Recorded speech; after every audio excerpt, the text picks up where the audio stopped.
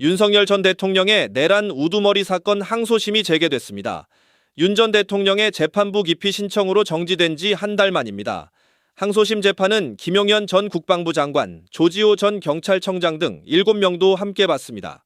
윤 전 대통령과 김 전 장관, 노상원 전 정보사령관 등은 줄줄이 재판부 기피 신청을 냈습니다.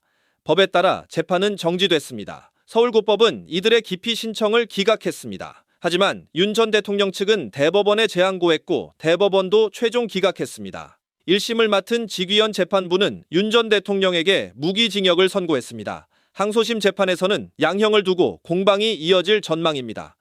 당장 특검팀은 항소 요지를 설명하면서 윤 전 대통령에 대한 무기징역형이 너무 가볍다고 했습니다. 그러면서 원심 구형과 같은 사형을 선고해달라고 요청했습니다.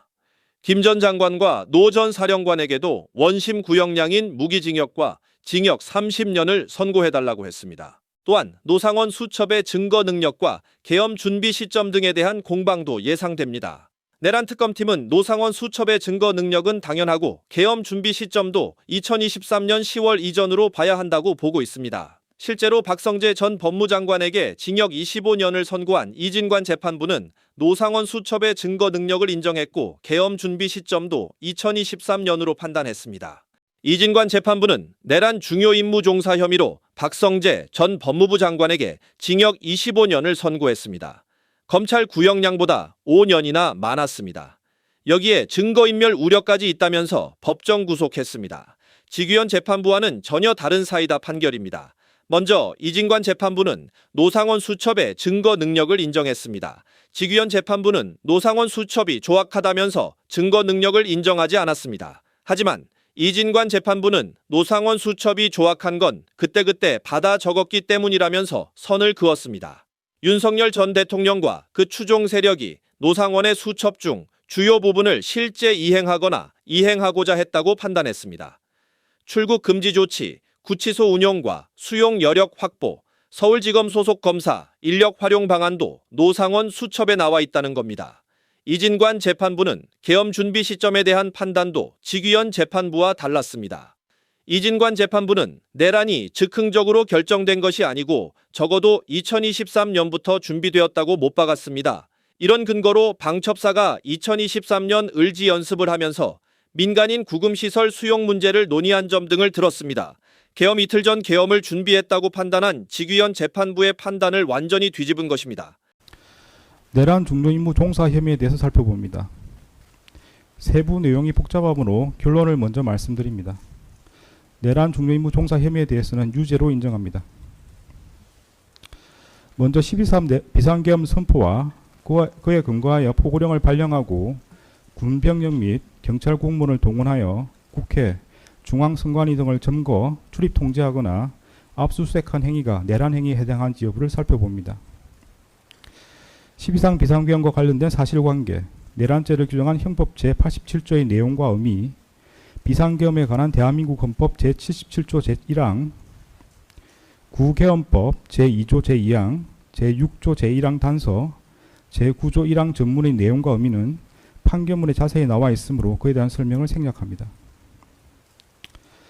12.3 비상계엄과 관련된 사실관계, 특히 윤석열이 이 사건 비상계엄을 선포한 뒤 헌법에 따라 보장되는 의회 정당 제도 등을 부인하는 내용의 위헌 위법한 포고령을 발령하고 군병력과 경찰 공무원을 동원하여 국회, 중앙선관위 등을 점거, 출입 통제하거나 압수수색한 사실을 위 규정들에 비춰 살펴보면 윤석열이 대한민국 영토 전부에서 국헌을 문란하게 할 목적으로 다수인을 결합하여 유능력을 행사하고 해악을 고지함으로써 한 지방의 평온을 해할 정도의 위력이 있는 폭동을 일으켰다고 인정할 수 있으므로 형법 제87조에서 정한 내란 행위에 해당됩니다.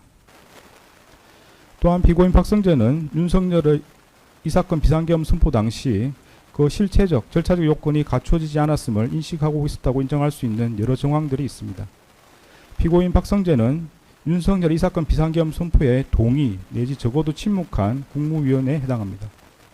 피고인 박성재는 윤석열이 이 사건 비상계엄 선포에 따른 후속 조치로 헌법에 의해 설치된 국가기관인 국회의 권능 행사를 강압에 의하여 불가능하게 하고 있다는 것을 충분히 인식하고 있었고 이 사건 비상계엄 및 표고령의 위헌, 위법성도 인식하고 있었습니다. 특히 피고인 박성재는 2024년 12월 3일 23시 55분경 시작된 법무부 간부회의에서 법무부 국제법무국장 정홍식, 법무부 감찰관 유혁, 법무부 인권국장 성재현이 이 사건 비상계엄 및 포고령의 위헌, 위법성에 대해 문제를 제기했음에도 이에 대하여 별다른 반응을 보이지 아니한 사정이 있습니다. 관련하여 피고인 박성재에 대한 비상계엄 관련 지시사항 문건이 작성 및 전달되었는지 여부에 대해서 살펴봅니다.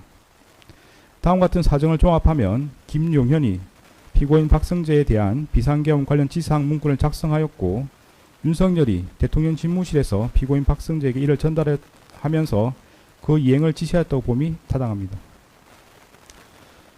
윤석열은 김용현을 통해 국군기무사령부 2017년 계엄 문건과 국군 방첩사령부 작전계획 등 군내 비상계엄 관련 문건을 참고하여 이 사건 비상계엄 선포 및 내란행위 계획을 수립하였고 김용현은 그 과정에서 연인영, 노상원과 논의하였으며 그 내용을 연인영은 자신의 휴대전화 메모에, 노상원은 자신의 수첩에 각각 기재하였습니다. 이에 더하여 김용현은 핵심 국무위원들에 대한 지시사항 문건을 미리 만들어 두었다고 진술하였는데 윤석열은 대통령 집무실에서 이상민에게 특정 언론사 사무소에 대한 단전 단수 조치 지시사항 문건을, 한덕수와 조태용에게 비상계엄 관련 지시사항 문건을, 조태열에게 재외 공간을 통해 대외 관계를 안정시켜라는 내용의 비상계엄 관련 지시사항 문건을 각각 건네주며 그 이행을 지시하였는 바 이러한 사실은 김용현의 진술에 부합하는 내용입니다. 노상원의 수첩과 연인영의 휴대전화 메모에 따르면 김용현은 이 사건 비상계엄 선포 및 내란행위 계획을 수립하면서 법무부에 대한 협조 요청 사항으로 출국금지 조치, 구검시설 운용, 수용 여력 확보, 서울중앙지방검찰청 소속 검사 등 인력 활용 방안을 논의하였는 바 김용현이 이들 논의에 관한 사항을 법무부 장관인 피고인 박성재에 대한 지시사항 문건으로 작성하였다고 보입니다. 피고인 박성재가 대적견실에서 양복 상의 안주문에 보관하고 있던 문건은 윤석열로부터 교부받은 법무부에 대한 지시사항 문건으로 보입니다. 피고인 박성재는 법무부 간부회의에서 참석자들에게 비상계엄 선포에 대비한 법령 또는 매뉴얼이 있느냐는 취지로 물어봤는 바 피고인 박성재는 당시 법무부가 비상계엄 상황에서 취해야 할 조치가 무엇인지 모르고 있었던 것으로 보입니다. 그럼에도 피고인 박성재는 아래에서 살펴보는 바와 같이 법무부 출입국 외국인 정책본부장 배상업에게 출국 금지팀 대기를, 교정본부장 신용에게 서울구치소 등 수용 여력 확보를, 검찰국 검찰과장 임세진에게 계엄사령부 합동수사본부에 검사 등 인력 파견 협조를 각각 지시한 반면 법무부 소관 소년보호시설로서 구검시설에 해당하는 소년원 및 소년분류심사원에 대한은 아무런 지시를 하지 않았는 바 대통령실에서 윤석열로부터 지시받은 사항만을 그대로 이행한 것으로 봄이 합리적입니다.